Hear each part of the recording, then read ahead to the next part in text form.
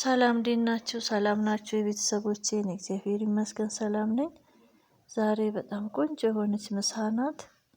በአጭር ደቂቃ ውስጥ የምንሰራት ጥፍጥ ያለች ቆንጆ ጥብስ ነው። ከሽ ከሽ የሚል መረቅ ያለው ቆንጆ ነው። ትወዱታላችሁ። ቪዲዮን እስከ መጨረሻው እንድትከታተሉኝ በትህትና እጠይቃለሁ ቤተሰቦቼ። መጀመሪያ የምሰራበትን መጥበሻ ከጣድኩኝ በኋላ ቅባት ያለው ነጫጩን ስጋ ከትፌ እንደ ቅባት እንዲጠቅመኝ እሱን አድርጌዋለሁኝ። እያበሰልኩት ነው።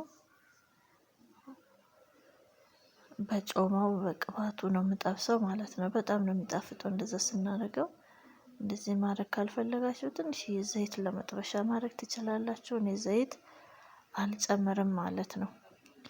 ቅባት ያለውን ስጋ ለብቻ ከተፌ ከጠበስኩት በኋላ ልክ ቅባቱ ሲወጣልኝ ቀዩን ስጋ የተከተፈውን ቀይ ስጋ ጨምርበትና እንደዚህ ነጠፍ ነጠፍ አድርጓለሁ። ያኛውን ከስር ያለው ከስር ቅባቱ እንዲወጣ እሱን ከስር አረግና ቀዩን ስጋ ከላይ አረገውና ከዛ ክድን አረገዋለሁኝ።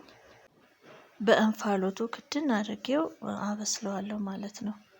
የራሱን ውሃ ይተፋና ከዛ መጠጥ እስከሚያደርግ ድረስ እከድነዋለሁኝ። ከዛ ብስል ነው የሚለው በእንፋሎቱ ይበስልልናል። የትልቅ ከብት የበሬ ስጋም ቢሆን በዚህ መልኩ ስንጠብሰው ስጋው ወዲያው ብስል ይላል፣ እፍን ስናረገው ማለት ነው። ሌላ ዘይት ባንጠቀም በዚህ በራሱ ቅባት ብቻ ስንጠብሰው ቆንጆ ይሆንልናል። ውሃውን እስከሚጨርስልኝ ድረስ መልሼ ከድነዋለሁኝ። እዚህ ላይ የምንጨምራቸው ግብአቶች የምንፈልገውን እኔ መጀመሪያ ነጭ ሽንኩርት በቁመቱ የተከተፈ ነጭ ሽንኩርት ጨመርኩኝ።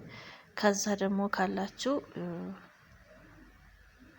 የዝንጅብል ውሃውን እሱ ራሱን ፍሬውን ከትፈን ሳይሆን ጨፍለቅ ጨፍለቅ አድርገን ከዛ የዝንጅብሉን ውሃውን ብቻ ጠብ እናደርግበታለን። በጣም ነው የሚጣፍጠው። ነጭ ሽንኩርት እንጨምራለን። ከዛ በቁመቱ የተከተፈ ደግሞ ቀይ ሽንኩርት እንጨምራለን። በቃ እዚህ ጋር ጭምር ነው የምናደርገው፣ ምክንያቱም ስጋው በስሏል። ሽንኩርቱንም አብረን ለትንሽ ጊዜ ውሃውን ጨርሷል፣ ምጥጥ አድርጎ ጨርሷል። ነጭ ሽንኩርት፣ ቀይ ሽንኩርት እንጨምራለን። የዝንጅብል ውሃ 1-2 የሾርባ ማንኪያ ውሃውን እንጨምራለን። እዚህ ጋር ሲጨመር ቪዲዮ የለውም፣ እናንተ መጨመር ትችላላችሁ ከፈለጋችሁ። ቪዲዮ አልገባልኝም ለኔ። ለጣዕም ዝንጅብል ቆንጆ ነው፣ እሱን እንጨምራለን። ሽንኩርቱን ለትንሽ ጊዜ አብሮ ጥብስ እንዲል እንዲሳሳብ ጣዕሙ የሽንኩርቱ የነጭ ሽንኩርቱ የቀይ ሽንኩርቱ ጣዕሙ አብሮ ከስጋው ጋር እንዲዋሃድ እንዲወራረስ ጣዕሙን በዚህ መልኩ እናደርገዋለን። ከዛ ከፈለጋችሁ ቲማቲም መጨመር እንችላለን። ፍሬው የወጣ ቲማቲም ከላይ ላጥኩትና ከዛ ከውስጥ ደግሞ ፍሬውን አወጣሁና በቁመቱ ከተፍ አድርጌ ቲማቲሙን ጨመርኩት። ያጣፍጠዋል፣ ያበራክትልናል። ቢያንስ 2 ሰው በደንብ ያጥግቡ እንዲያበላልን ማለት ነው። እዛ በርበሬ ጨምሬያለሁ። ካላችሁ አዋዜ ቢሆን በጣም ይመረጣል። ለጊዜው አሁን አዋዜ ስለሌለኝ ብትን በርበሬ ጨምሬበታለሁኝ። ውሃው የለውም። በቲማቲሙ ውሃ ከስጋው ጋር አብሮ እንዲበስል ከሽንኩርቱ ጋር በርበሬውን ደግሞ አብሬ ለትንሽ ጊዜ አዋህደዋለሁኝ። በዚህ መልኩ ቆንጆ ትንሽዬ ስጋ ካለን በዚህ አበራክተን እንደዚሁም ማድረግ እንችላለን። አይ ካልን ደግሞ በመረቅ ሲሆን ደግሞ በጣም ቆንጆ ነው። መረቁ ራሱ ፈትፈት ተደርጎ መመገብ ይቻላል። ከለሩም ቆንጆ ነው። በርበሬ ስንጨምር 1 ብርጭቆ ውሃ ጨምሬበታለሁኝ።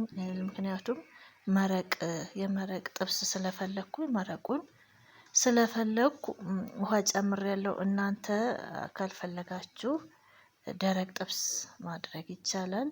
እኔ የምሰራው መረቅ 1 ብርጭቆ ውሃ ጨምሬያለሁኝ። ደረቅ ጥብስ አብዛኛውን ጊዜ የሸክላ ቢሆን ይመረጣል። ይሄኛው ደግሞ የመረቅ ጥብስ ሲሆን በጣም ቆንጆ ነው። እዛ ለትንሽ ጊዜ ከድነዋለሁኝ። እንደምታዩት ቆንጆ ሆኗል። በርበሬው አሳምሮታል። እዚህ ጋር የምንፈልገውን አይነት ቅመም መጨመር እንችላለን። ሮዝመሪ ቅጠሉ ካለን ቅጠሉን እንጨምራለን። ዱቄቱ ፓውደሩ ካለ ፓውደሩን እንጨምራለን። ትንሽዬ ደግሞ ገውዝ ዱቄቱ ካለን እሱን እንጨምራለን። ከሌለን ትንሽዬ የቀረፋ ዱቄት፣ እሱ ከሌለን ትንሽዬ ነጭ ቅመም እንጨምራለን ማለት ነው። ያለንን ቅመም እንጠቀማለን ለጥብስ የሚሆነንን። እኔ እዚህ ጋር ቅቤ ጨምሬበታለሁ። መረቁ ጥፍጥ ብሎ እንዲበላ ተፈትፍቶ ከእንጀራ ስር ሲቀር እንዲበላ ቅቤ ቆንጆ ነው። ለጣዕም ቆንጆ ስለሆነ ቅቤ ጨምሬያለሁኝ። ቆንጆ ጥብስ ነው። ቆንጆ ምሳ 10 ደቂቃ ባልሞላ ውስጥ የምንሰራው ቆንጆ ነው። ትወዱታላችሁ። ያው እንዳልኳችሁ ቅመም እዚህ ጋር ካለን እንጨምራለን፣ ከሌለን እንተወዋለን። ያለንን ቅመም ለጥብስ የሚሆነንን እንጨምራለን ማለት ነው። እኔ ሮዝመሪ ትንሽዬ ፓውደሩን ጨምሬያለሁ። ቅጠሉ አሁን በአጠገቤ ስለሌለ ዱቄቱን ጨምሬያለሁኝ። ትንሽዬ የቀረፋ ዱቄት ጨምሬያለሁኝ። ሁለቱን ቅመም ተጠቅሜያለሁ። ቃሪያ ጣል ጣል አድርገን ለምግብነት ማቅረብ ይቻላል። እዚህ ጋር ካቆየነው ስጋው ስለበሰለ መረቁም ምጥጥ እንዳይልብን ማቅረቢያ እቃችን ላይ አቅርበን ወደ ማዕድ ማቅረብ እንችላለን። ቆንጆ 10 ደቂቃ ባልሞላ ውስጥ የሚሰራ ቆንጆ ምሳ ነው። ትወዱታላችሁ ቤተሰብ።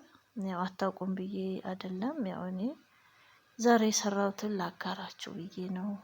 እንደምትወዱት ተስፋ አደርጋለሁ። ዘወትር ደግሞ ሁሌ ለምታበረታቱኝ መልካም ቤተሰቦቼ በጣም ነው የማመሰግነው። አዳዲሶችም የምትመጡ አላችሁ፣ ሰብስክራይብ እያደረጋችሁ ቤተሰብ እንሆንላለሁኝ። እስካሁን አብራችሁኝም ስለነበራችሁ ከልብ አመሰግናለሁ ቤተሰቦቼ። ክብረት ይስጥልኝ። ለሚቀጥለው ቪዲዮ እስከምንገናኝ ቻው፣ ደህና ቆዩኝ።